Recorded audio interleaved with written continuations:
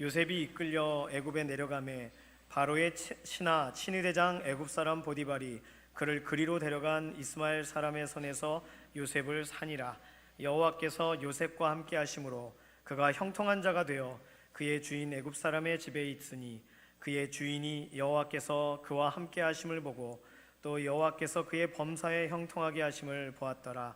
요셉이 그의 주인에게 은혜를 입어 섬기며 그가 요셉을 가정 총무로 삼고 자기의 소유를 다 그의 손에 위탁하니 그가 요셉에게 자기의 집과 그의 모든 소유물을 주관하게 한 때부터 여호와께서 요셉을 위하여 그 애굽 사람의 집에 복을 내리심으로 여호와의 복이 그의 집과 밭에 있는 모든 소유에 미친지라. 6절 함께 읽습니다.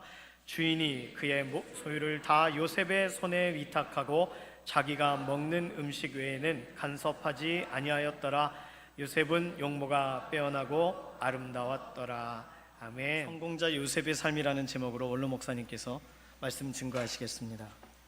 할렐루야. 4월 첫 주일인데 4월 첫 주일을 맞이해서 하나님의 영육간의 은혜와 축복이 오늘 주님 앞에 나온 여러분 모두에게 풍성하게 깃들기를 예수님의 이름으로 축원합니다. 1997년도니까 지금으로부터 22년 전쯤 되지요. 우리나라에 IMF라고 하는 한파가 밀어닥친 일이 있습니다. 다 여러분들이 웬만하면 기억할 거예요. 이로 인해 가지고 나라가 경제가 어려움을 당하고 국민들이 다 고민과 걱정 가운데 근심 가운데 헤매이면서 앞날의 불투명한 내일을 바라보면서 고생하고 여러 가지 힘들어할 때에 이런 국민들의 마음을 좀 어떻게 케어라도 할까 싶어가지고 좀 어떻게 용기를 좀 갖게 할까 싶어가지고 MBC 방송국에서 다큐멘터리로 인생 성공이라고 하는 제목으로 방송을 한 일이 있었습니다.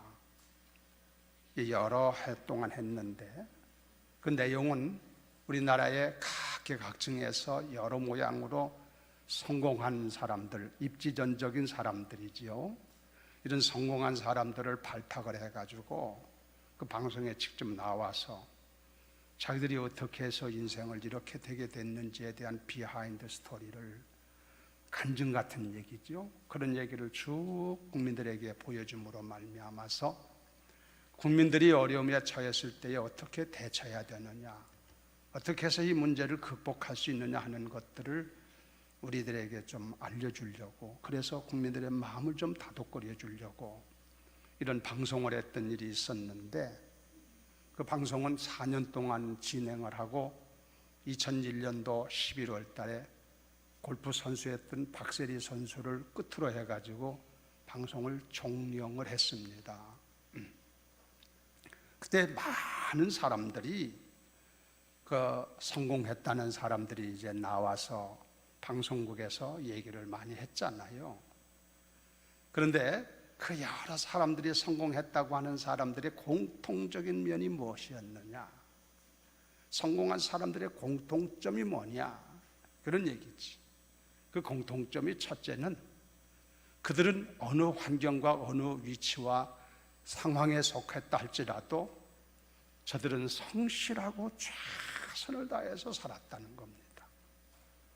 환경을 탓하지 않고 여러 가지 어려운 문제가 와도 그걸 운명에 넘기질 않고 자기들이 최선을 다하여 성실하게 인생을 살았다는 것, 그게 이제 성공한 사람들의 하나의 증거더라, 이런 얘기예요. 어떻게 공통적인. 그래서 우리들도 그런 건 본받아야 되겠죠. 세상이라고 하는 것은 건성건성 살아서 되는 게 아니에요. 적당하게 해가지고 성공이라고 하는 것을 갖기가 쉽지 않다 얘기입니다. 그리고 두 번째는 뭐냐면은 그 성공한 사람들을 보니까 다 나름대로의 가지고 있는 재능이라는 게 있잖아요. 우리 교회에서는 은사라고 하지요. 은사는 은혜 은자 선물 사자, 하나님이 우리에게 준 은사라는 게 우리는 얘기하지 않습니까? 그러나 세상에서는 재능이라고 얘기하잖아요. 그 자기가 가진 바 재능을 최대한으로 살렸다라는 것이지. 그래야 되지 않겠어요? 이 사람들이 보니까 그런 사람들을 가졌더라, 이런 얘기예요. 우리들도 신앙생활하면서 하나님이 내게 주신 은사를 잘 활용하는 것이 참 중요하구나 하는 것을 생각하게 됩니다. 그리고 또 한 가지, 세 번째는 뭐냐면은 그 성공한 사람들의 스토리를 보면은 자기들이 하고 있는 일이 무엇이 됐든 간에 다양한 방향에서 나타나는 거니까. 근데 그 일을 할 때에 억지로 마지 못해서 한 게 아니고 즐거움으로 했다는 거예요. 즐거움으로. 이 즐거움으로 하면은 효과가 100%, 200% 나오지 않습니까? 억지로 하면 효과가 안 나타나는 거죠. 공부도 그렇고 뭐든지 그렇잖아요. 그 비근한 예로 박세리 선수를 얘기하는데, 박세리 선수 세계 유명한 골프 선수 아닙니까? 이 박세리 선수를 거기서 얘기를 하는데요. 그 골프를 치려면 담력이 필요하잖아. 그래서 그 아버지가 그 딸을 어렸을 때부터 기를 때 이 담력을 길러주기 위해서 밤중에 공동묘지로 데리고 갔다는 거. 그 공동묘지로 데리고 가서 공동묘지에 놔두고 아버지가 먼저 와버린대. 여러분 같으면 어떻게 할 것 같아? 그러면 이 아이가 공동묘지에서 혼자 내려오는 거지. 하여튼 담력을 기르기 위해서 그런 일도 했고, 또 골프를 치려면 체력이 필요하기 때문에 체력을 연마하기 위하여 발목에다가 모래주머니를 달아서 뛰기도 하고, 그리고 집이 5층에 살았는데 현관 앞에 딱 아버지하고 딸하고 오면은 경쟁을 해. 나는 엘리베이터 타고 올라갈 테니까 너는 계단 타고 올라가서 집 앞에, 문 앞에 누가 먼저 도착하나 해보자. 여러분, 얼마나 힘든 일이요. 그렇게 훈련을 시켰다는 거예요, 그 아버지가. 그런데도 박세리 선수는 불평하지 않고 즐거움으로 그걸 했다는 얘기예요. 예를 들어서 보면. 그래서 즐거움으로 했다는 것, 우리 신앙생활도 즐거움으로 해야 될 줄로 믿습니다. 억지로 해가지고 될 일이 아니잖아. 기쁨으로, 즐거움으로 해야 되겠지요. 그리고 그 성공한 사람들이 얘기 중에 또 한 가지가 뭐냐면은 한결같이 사람이 자만하지 않았다는 거예요. 교만하지 않았다는 거지. 이게 MBC 방송국에서 성공한 사람들을 섭외할 때, 불러올 때에 그들이 얘기하고 있는 비하인드 스토리가 있는데 굉장히 어려웠다는 거예요. 세상 소문 나가지고 성공했다고 봐서 그래가지고 그분을 좀 데려다가 방송을 좀 이렇게 해야 되겠는데, 그래서 그 사람을 만나가지고 섭외해서 오도록 이렇게 할 때에 거의 모든 사람들이 나는 아직 성공한 사람은 아닙니다. 나 같은 사람은 거기에 나타날 사람이 아닙니다. 다 사양을 하는 바람에, 그래서 불러서 그 방송국에다가 얘기하기가 굉장히 어려웠다는 얘기예요. 이 얘기는 성공했다는 사람들이 한결같이 자만하지 않았다, 겸손했다는 얘기예요. 예, 겸손이라고 하는 것이 참 중요하다고 성경에도 가르쳐 주는데 우리가 배울 바가 있어요. 그리고 또 한 가지는 뭐냐면은 성공한 사람들은 거의 미래를 바라보고 인생을 살았다는 거지. 그러니까 앞날의 비전을 생각했다는 얘기가 되지 않습니까? 이게 우리들도 앞을 바라보며 살아가는 사람이 돼야 될 줄로 믿습니다. 그 맨날 그런 얘기 하잖아요. 소망 가져라, 희망 가져라, 미래를 바라봐라, 뭐 수없이 듣는데 우리가 그러지 못할 때가 많아. 미래를 바라본다는 얘기를 하니까 생각이 나는데, 그 아프리카의 이 부족 가운데 여러분이 들어본 일이 있을지 모르지만 인디안들 가운데 아파치족이라는 족속이 있는데, 이 아파치족이라는 족이 상당히 강한 족속이래요. 부족인데, 근데 영화도 나왔어요. 아파치라고 해서. 근데 아파치 부족에 추장된 사람이 나이가 많아가지고 이제 연만해서 추장 자리를 젊은 사람에게 넘겨줄 때가 되었는데, 어떤 사람을 다음 후계자로 추장을 세울 거냐 이거야. 고민이 됐겠죠. 그래가지고 1차적으로 자기의 부족 가운데에 젊은 사람들 가운데 지력이 있고 총기가 있고 인물도 괜찮고 덕성을 가지고 있고 또 뭐 건강해야 되니까 체력이 좋고 활쏘기 잘하고 창 던지기 같은 거라든가 뭐 이런 것들에 대해서 아주 튼튼하고 정신적으로나 육체적으로나 기술적으로나 무기로 일을 쓰는 방법이라든가 이런 면에 아주 그런 사람들을 선발해 가지고 세 사람을 뽑아놨어요. 이 세 사람 가운데 한 사람을 뽑아 가지고 추장을 다음에 세워야 될 판이란 말이죠. 그 세 사람을 앞에 놓고 추장이 마지막 테스팅을 해야 되겠지. 그래서 이 세 사람을 앞에 놓고 추장이 하기를 너희들은 저 뒤를 바라봐라.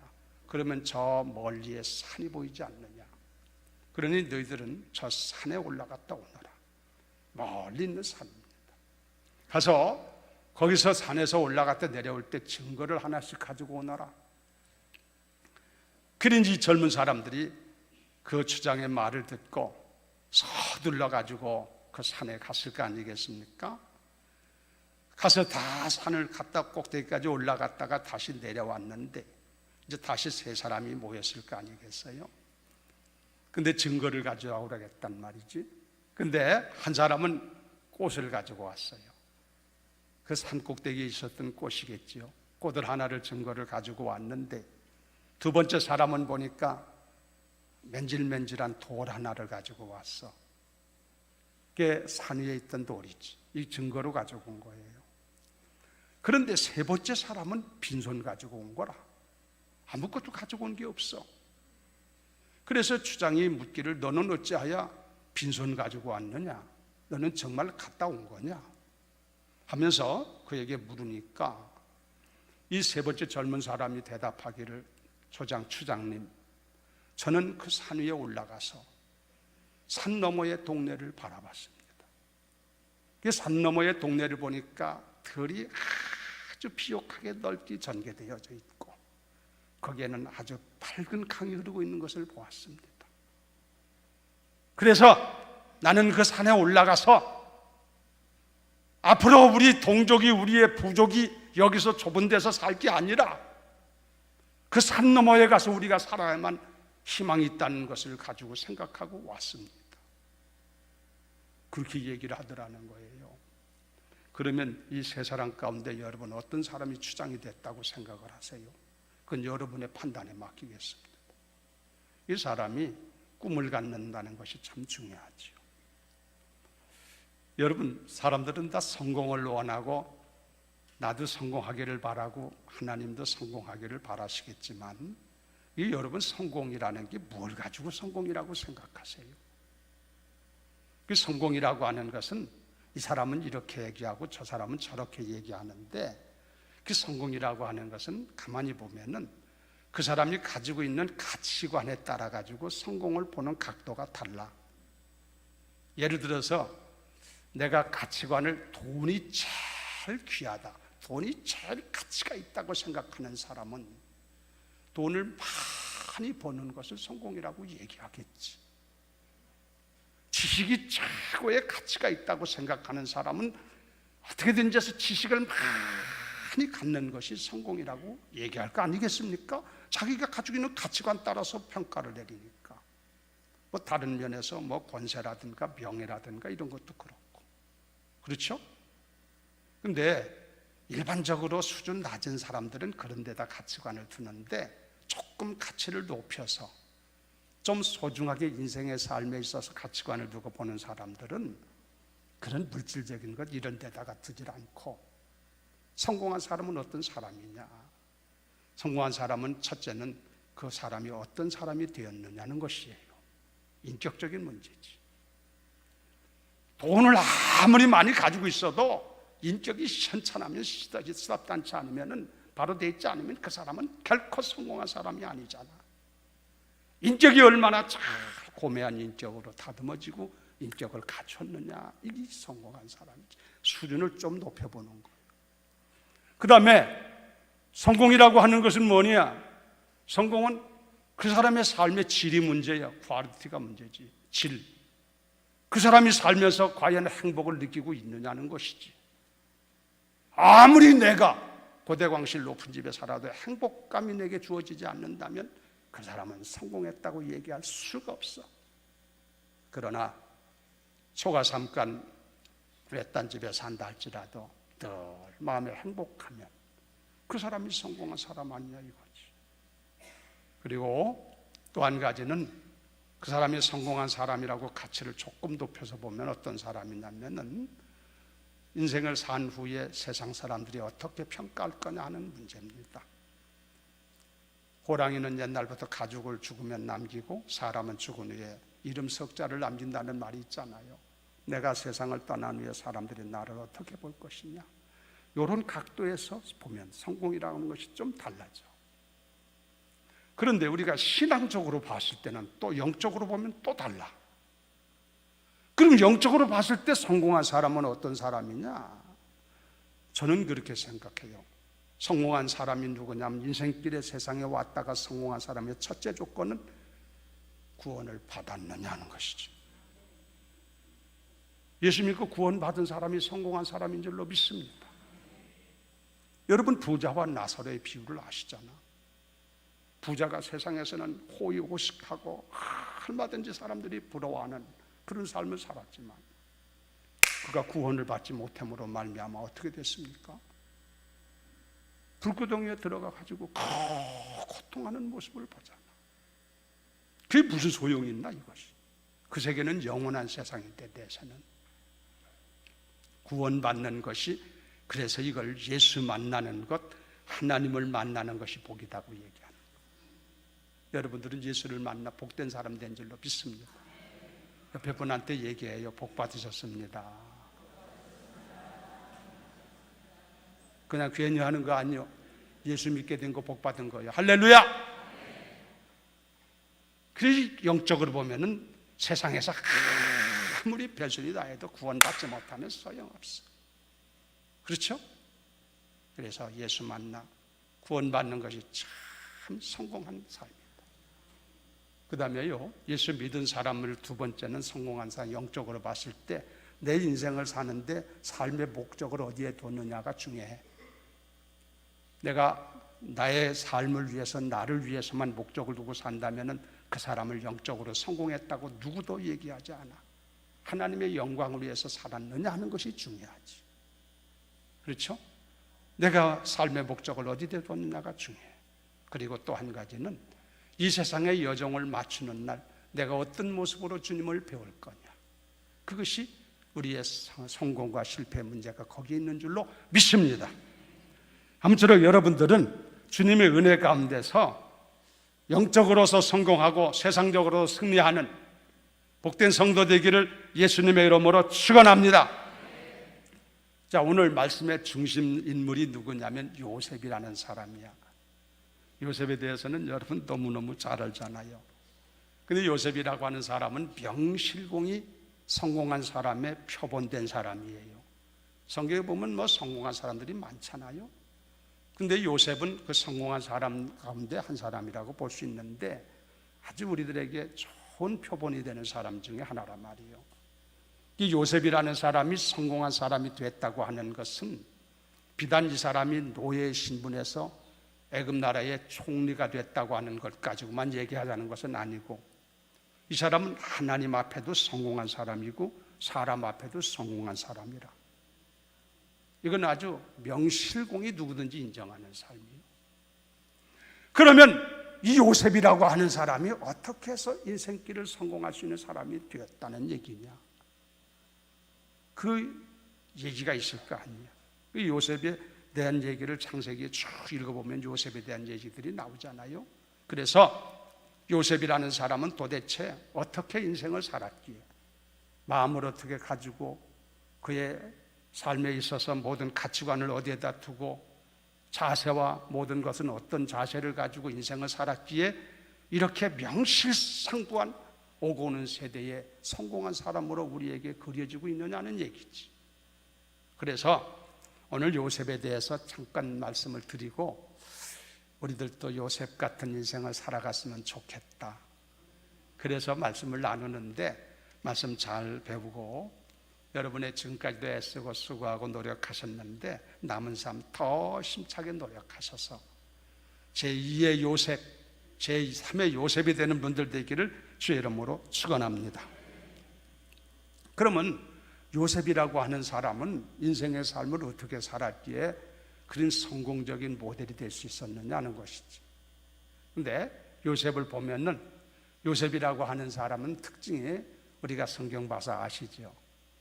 첫째가 뭐냐면 제가 봤을 때 이 사람은 사람이 진실해, 그리고 성실해. 앞에서도 성공한 사람들에 대해서 성실하고 최선 다했다는 얘기를 했는데 그것은 동속고금을 막론하고 똑같은 데이터야. 요셉도 보면은 사람이 진실해, 그리고 사람이 성실해. 그래서요, 인생을 성공하려면 진실하고 성실해야 될 줄로 믿습니다.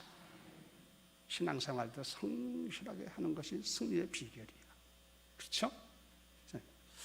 그러면 요셉이 뭘 가지고 그 사람이 신실하고 또 이 사람이 이렇게 모든 사람 앞에서 이렇게 진실하고 성실했는 거냐?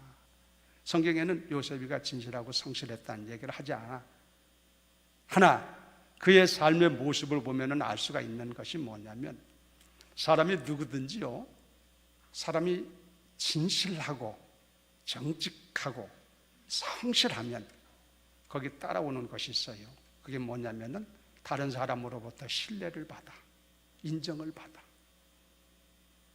그렇죠? 일본 사람이 트루스트라고 하는 책을 썼는데 거기도 그런 얘기가 나오는데 세상에서 진실하고 성실하면 모든 사람들이 그걸 안다면 그 사람을 믿어, 인정을 받아. 그렇죠? 그런데 그게 이루어지지 않으면 자기가 암만 자기를 선전해도 에이, 당신은 틀렸어, 인정을 안 해, 신뢰를 안 해. 그렇잖아요? 그래서 여러분들이 신뢰를 받고 인정을 받기를 원하거들랑 진실하고 성실하게 살아야 될 줄로 믿습니다. 그 요셉이가 그렇게 된 증거가 어디 있느냐? 여러분 아시는 것처럼 요셉이가 나중에 팔려가지고 그래가지고 어디로 갔어요? 애굽 나라에 내려가서 물설고 나서는 애굽 나라에 내려가서 애굽은 이집트라는 나라예요. 성경적으로 애굽이라고 그러는데 세상에 나가서 친구들하고 얘기할 때는 애굽이라는 얘기하면 뭔 소리인지 몰라. 이집트라고 아예 알아. 알았어요? 우리 책의 교과서에 그렇게 나오니까. 이 애굽에 내려가서 노예로 팔렸잖아. 누구에게? 시대장 보디발이라고 하는 사람의 집에 팔렸어. 젊은 사람이, 총각 때, 청년 때, 아직도 20대도 되지 않았을 무렵일지도 몰라요. 그래가지고 보디발의 가정의 시대장이니까 지금 경호실장쯤 되겠지. 시대장 보디발이라고 하는 사람의 집에 노예로 들어가서 그 집에 살게 되는데, 노예요, 노예.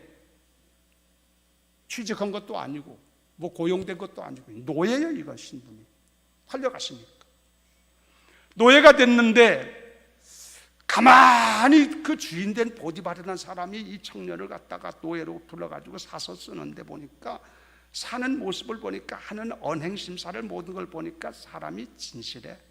두고 보면 알잖아. 겪어보면 알잖아. 금방은 모르지. 그러나 1년, 2년 이렇게 살다 보면은 이 사람이 진실한 사람인지 성실한 사람인지를 알 수 있잖아, 사람이서. 그래 보니까 이 젊은 청년이 이게 히브리 사람인데 노예로 지금 자기 집에 왔는데 노예 신분인데도 불구하고 사는 거, 행동하는 걸 모든 것을 보니까 그렇게 진실할 수가 없고 그렇게 성실할 수가 없어. 그게 인정을 한 거지, 믿은 거지. 그래서 그 젊은 청년에게 자기들의 음식하는 것 외에는 나머지를 다 그에게 맡겨서, 이게 믿지 않고는 맡기지 못하는 거 아니에요? 그래서 가정 총무를 삼아가지고 네가 내 가정의 모든 살림살이 다 관리해라. 가정 총무가 됐단 말이에요. 이만큼 신뢰를 받았어. 이 얘기는 요셉이라는 사람이 그렇게 살았다는 얘기잖아요. 정직하고 성실하니까 주인이 봤을 때 물론 성경에는 하나님이 그와 함께 하심을 보았다고 해서 축복하심을, 그것도 물론 있지. 그래 사람이 성실하고 정직하니까 그래 되는 거예요.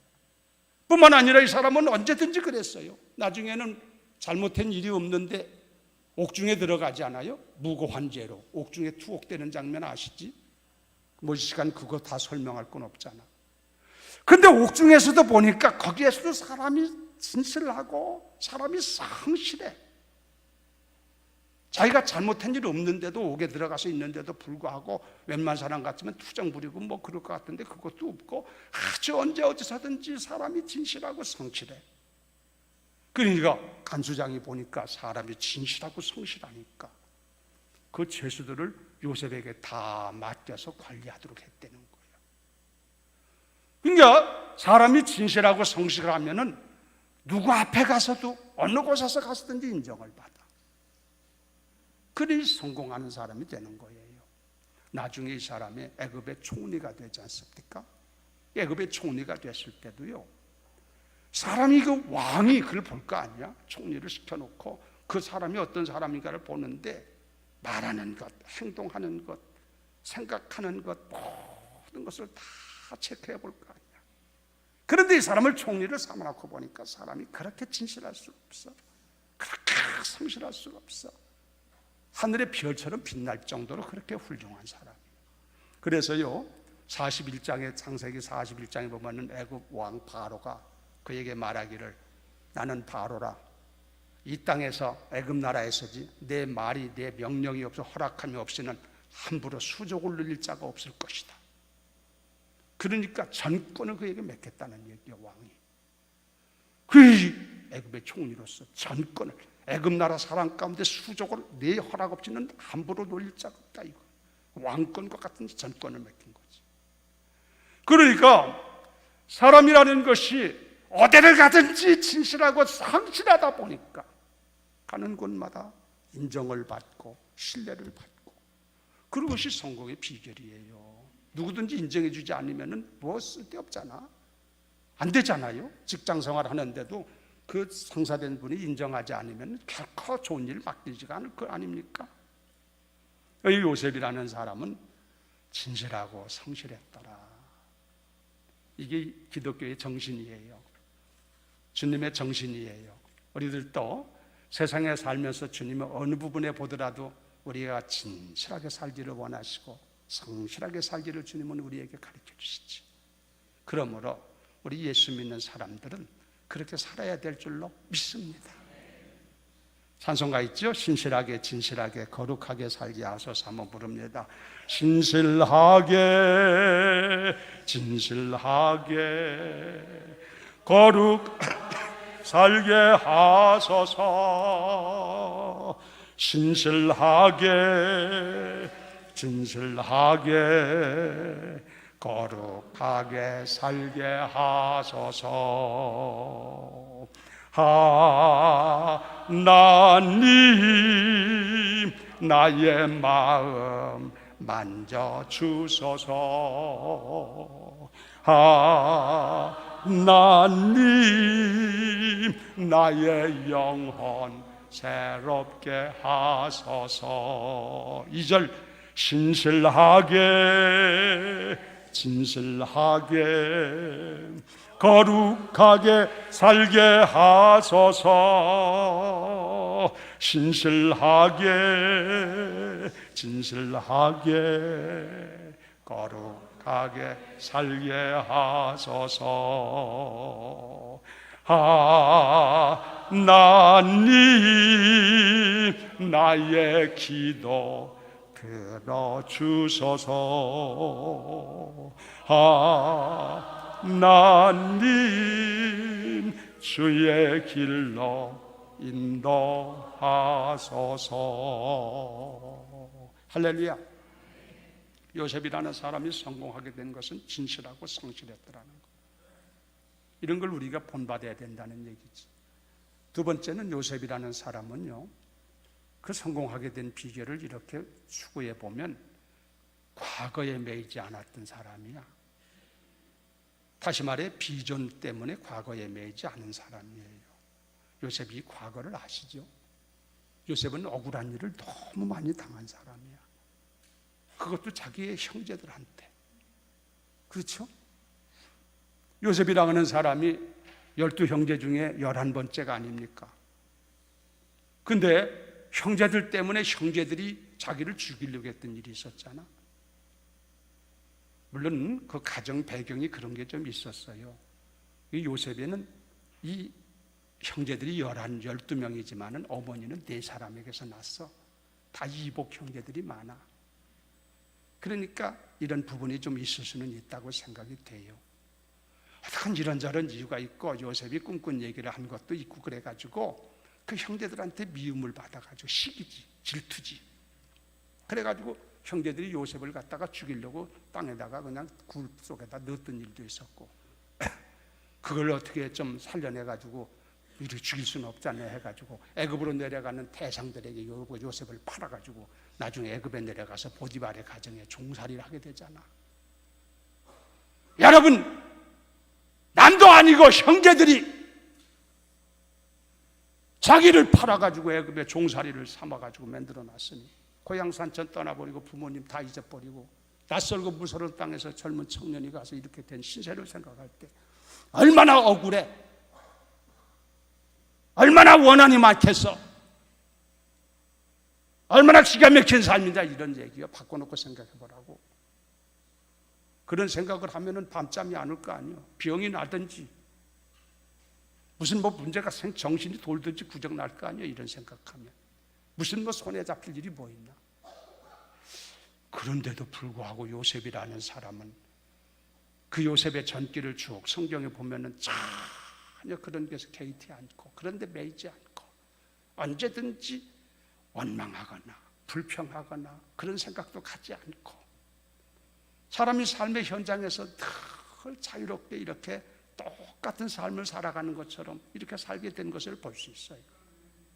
그게 과거에 매이지 않았다는 거예요. 사람이요, 인생을 살면서 지나간 과거에 실수한 것에 매이든지 자기의 약점에 매이든지 뭐 이런 것에 매이면은 인생을 살아가는데 용기를 잃게 하는 경우도 많고 여러 면에서 손실되는 거 많습니다.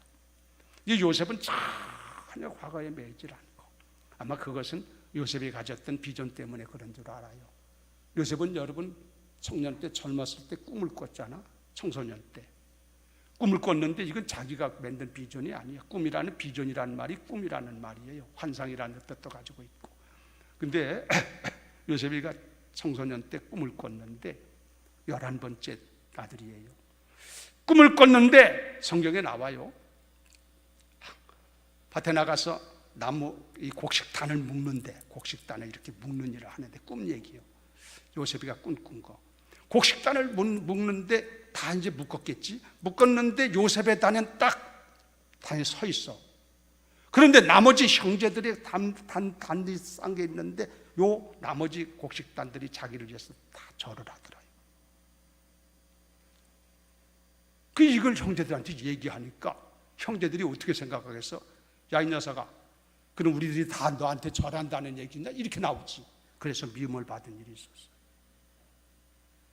또 한 번은 꿈을 꿨는데 해와 달과 11별, 별도 11개니까 나머지 11형제를 가리키는 거예요. 12명 가운데 11별이 자기에게 절하는 꿈을 꿨다고 얘기를 해요.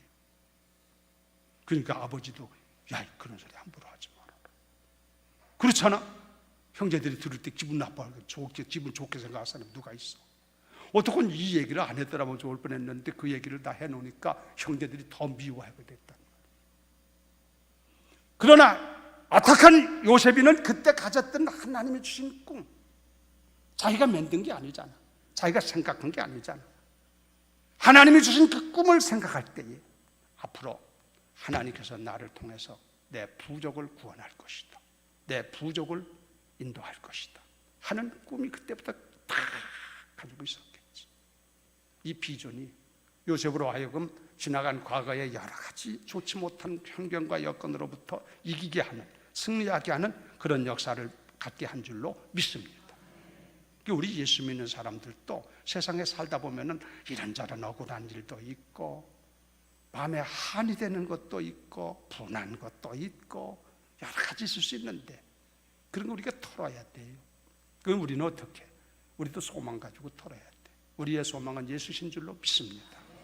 그 예수를 바라보는 믿음으로 예수 안에 우리의 모든 것이 이루어진다는 것을 생각하면서 예수 안에서 이런 걸 다 과거를 털어버리고 앞을 향해서 가벼운 마음으로 주님을 향해 달려가는 성도 되기를 주의 이름으로 축원합니다. 그 다음에요, 요셉이라는 사람이 마지막으로 제가 드리고 싶은 얘기는 뭐냐면요, 요셉은 하나님을 철저하게 믿었어요. 그리고 하나님의 임재 의식 속에 살았다는 거예요. 이게 제가 오늘 드리고 싶은 핵심적인 얘기예요. 요셉은 하나님을 확실하게 믿었어. 그 하나님은 자기 조상의 하나님, 아브라함의 하나님, 이삭의 하나님, 아버지 야곱의 하나님이 나의 하나님. 하나님의 존재하심과 살아계심과 역사하심을 요셉은 확실히 믿은 줄로 믿습니다.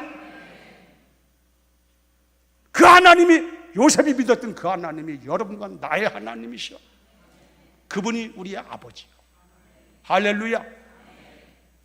그 하나님은 천지를 지으신 분이시고 전지전능하시고 무소부재하시고 생사복을 주관하시고 모든 것을 관리하시는 살아계신 하나님, 유일신 하나님. 유일신이라는 유자가 있을 유자를 쓰면 안 돼요. 한문으로 오직 유자라는 말이 한문에 따로 있어. 오직 한 분이신 하나님, 하나님 여호와 하나님 한 분밖에 없는 것을 그는 확실히 믿었어. 이 신앙이 필요해. 이것이 그를 승리하게 한 거예요. 오늘 여기 나오신 여러분, 하나님을 확실히 믿으시기를 주의 이름으로 축원합니다. 요셉이 믿었던 그 하나님이 나의 하나님이시여. 조금 더 변함없는 나의 하나님. 얼마나 귀해. 하나님을 확실히 믿으시는 성도 되기를 다시 한번 주의 이름으로 부탁을 드립니다. 그 하나님이 믿었다는 게 얼마나 중요해. 그리고 요셉은 그 하나님을 믿고 삶의 현장에서 언제든지 하나님의 임재의식 속에 살았다는 거예요. 임재의식을 어전의식이라고도 얘기해요.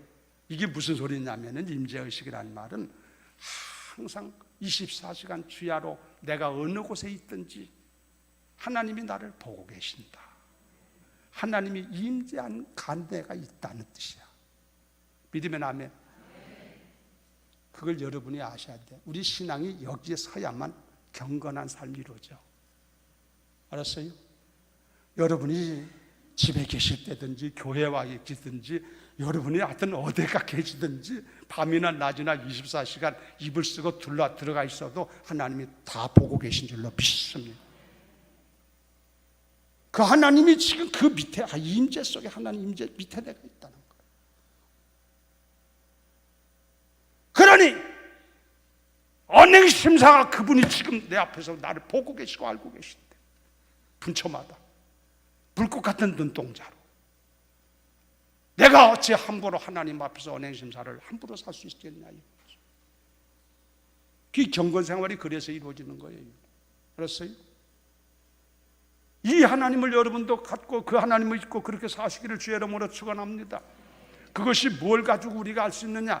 여러분이 잘 아는 것처럼 요셉이라는 사람이 나중에 보디발의 가정에 가서 있을 때 사람이 준수하고 미모가 아주 뛰어나고 젊고 발랄하고 종이지만, 그래 나중에 주인의, 보디발이라는 주인의 아내 된 사람이 몇 살인지는 난 모르겠지만 눈독을 들이잖아요. 이 청년한테. 아시지? 옷자락 붙잡고 늘어진 거 아시지? 그때 뿌리친 것도 아시지 여러분? 재밌는 것은요, 성경에 없는 얘기인데 전설적인 얘기인데요, 그 얘기입니다. 한 번은 아무도 없는데 주인집에 그 부인하고 자기하고 요셉하고 딱 둘이 있을 때 요 부인된 사람이 찬스는 있다다 생각하고 요셉을 향해서 미혹을 하는 거예요. 같이 즐기자는 것이지. 그때요, 요셉이가 하는 말이, 주인님, 내가 믿는 하나님이 보고 계십니다. 그러니까 주인 아줌마 되신 분이, 그 주인 마나님 되는 분이, 그들은 우상을 섬겼거든요. 자기 집에 우상도 있어요. 그 하나님이 얼른 옷을 벗어가지고 우상 앞에 뒤집어 씌워놓더래. 봐라! 저 우상이 내가 옷을 뒤집어 씌워서 보지 않고 있지 않느냐? 그때 요셉이가 한 말이 무슨 말씀을 그렇게 하십니까? 주인의 우상은 보지 못할지 모르지만 옷을 뒤집어 씌워놨습니까?